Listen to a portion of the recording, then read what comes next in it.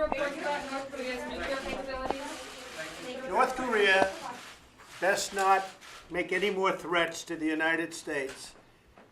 They will be met with fire and fury like the world has never seen. He has been very threatening beyond a normal statement. And as I said, they will be met with fire, fury, and frankly, power, the likes of which this world has never seen before. Thank you. Thank you. Thank you. Mr. President, the North Koreans said yesterday that your statement on Tuesday was nonsense. That's the word that they used. Do you have any response to that? Well, I don't think they mean that, and I think it's the first time they've heard it like they heard it. And frankly, the people that were questioning that statement, was it too tough? Maybe it wasn't tough enough. They've been doing this to our country for a long time, for many years. And it's about time that somebody stuck up for the people of this country and for the people of other countries. So, if anything, maybe that statement wasn't tough enough. And we're backed by 100% by our military. We're backed by everybody. And we're backed by many other leaders. And I noticed that many senators and others today came out very much in favor of what I said. But if anything, that statement may not be tough enough. What would be tougher than fire and fury? Well, you'll see. You'll see. Mr. President, is one of the options being considered a preemptive strike, first strike? We don't talk about that. I never do. I'm not like the other administration that would say we're going into Mosul in 4 months. I don't talk about it. We'll see what happens. But I can tell you that what they've been doing and what they've been getting away with is a tragedy, and it can't be allowed. Mr. President, would you ever consider negotiations under different circumstances? Sure, we'll always consider negotiations, but they've been negotiating now for 25 years. Look at Clinton. He folded on the negotiations. He was weak and ineffective. You look what happened with Bush, you look what happened with Obama. Obama, he didn't even want to talk about it. But I talk. It's about time. Somebody has to do it. Mr. President, are you going to increase the U.S. military presence in Asia? We are going to look at what's happening in Asia. We're looking at it right now. We're constantly looking at it.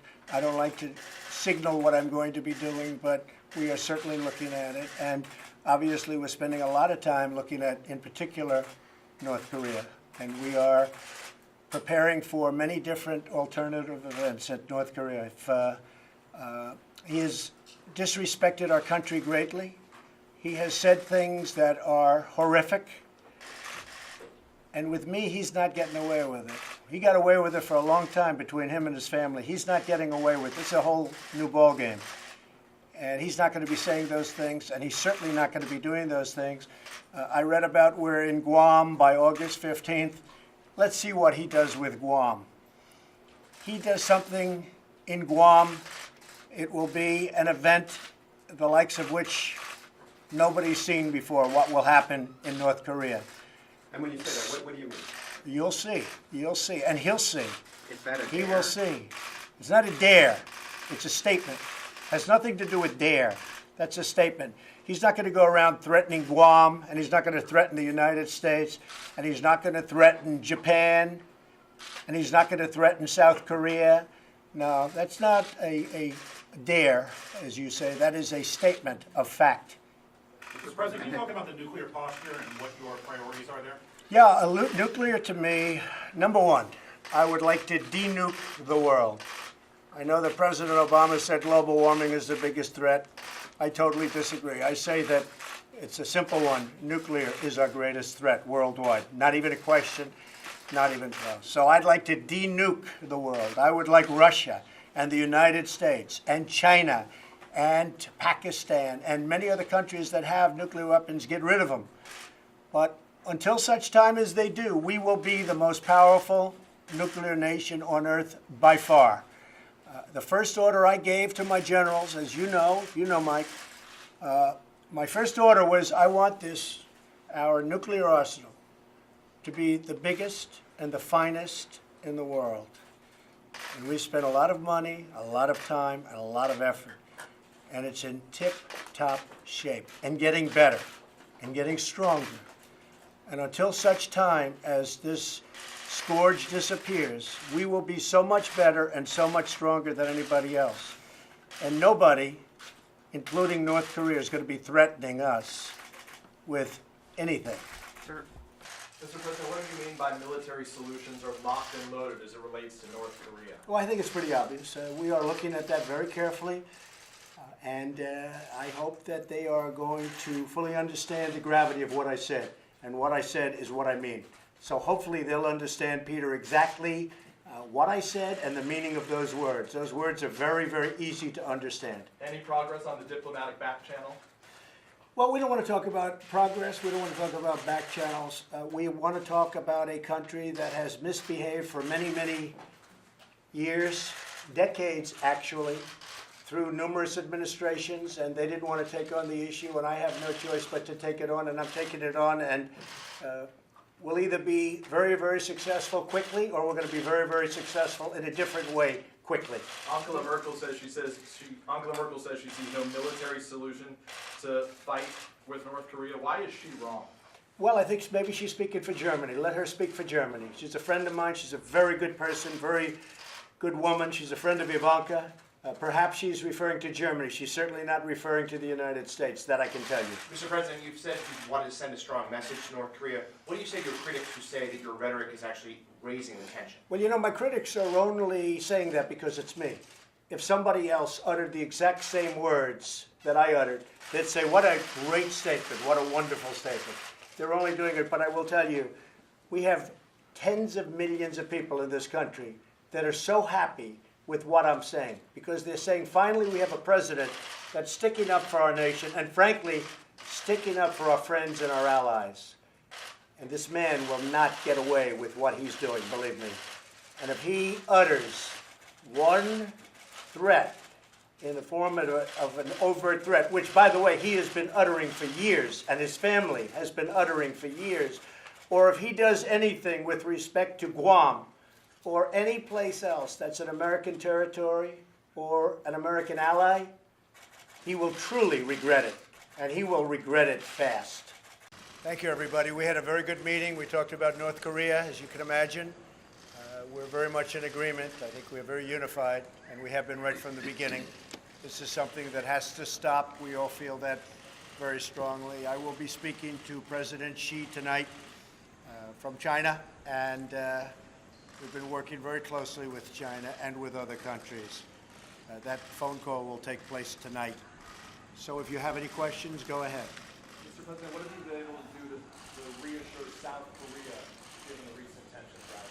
Well, I think as far as reassurance, they probably feel as reassured as they can feel. Certainly they feel more reassured with me than they do with other presidents from the past, because nobody's really done the job that they're supposed to be doing. And that's why we're at this horrible situation right now. And it is a very bad situation. It's a very dangerous situation. And it will not continue, that I can tell you. So I think South Korea is very happy. And you don't mention Japan, but I think Japan is very happy with the job we're doing. I think they're very impressed with the job we're doing. And let's see how it turns out. Yes. Mr. President, a lot of Americans are on edge with this rhetoric going back and forth between the United States and North Korea. What can you tell them? What do you think tell them? You know what I can say? Hopefully it'll all work out. Okay? Nobody loves a peaceful solution better than President Trump, that I can tell you. Hopefully it'll all work out. But this has been going on for many years. Would have been a lot easier to solve this years ago before they were in the position that they're in. But we will see what happens. We think that lots of good things could happen, and we could also have a bad solution. But we think lots of good things can happen. What would be a bad solution, sir? I think you know the answer to that. But tell us more, Mr. President, please. When you say bad solutions, are you talking about war? Is the U.S. going to go to war? I think you know the answer to that. Have you spoken to the governor of Guam, and what did you tell him? No, I have not, but I feel that they will be very safe. Believe me, they will be very safe. And if anything happens to Guam, there's going to be big, big trouble in North Korea. Have you ordered any change in our military readiness? I don't want to say that. I don't talk about that. You know that. I'm not one that says we're attacking Mosul in 4 months. Okay, we do it or we don't do it. Secretary Tillerson has spoken emphasizing diplomacy. You've spoken increasingly emphasizing the potential for military options. Are you two on the same page? Totally. I can tell you totally on the same page. And Secretary, maybe you'd like to make a statement? Well, I think it takes a combined message there if we're going to get effective movement out of the regime in North Korea. I think the President's made it clear he prefers a diplomatic solution. I think he responded to that in effect just a moment ago. And so I think what the President's doing is trying to support our efforts by ensuring North Korea understands what the stakes are. We heard from North Korean state TV saying, we consider the U.S. no more than a lump which we can beat to a jelly anytime. Well, let me hear others say it, because when you say that, I don't know what you're referring to and who's making the statement. From Russia, But Israel, let me North Korea. hear Kim Jong-un say it, okay? He's not saying it. He hasn't been saying much for the last 3 days. You let me hear him say it. Mr. President, do you support regime change in North Korea or in Venezuela? Do you think those regimes? I don't want to comment because I think they're very different places, so I don't want to comment. But I support peace, I support safety, and I support having to get very tough if we have to protect the American people and also to protect our allies. Are you considering further economic sanctions against North Korea? Yes, we are. Yes, we are. Very strong ones. And which ones? They're already very strong.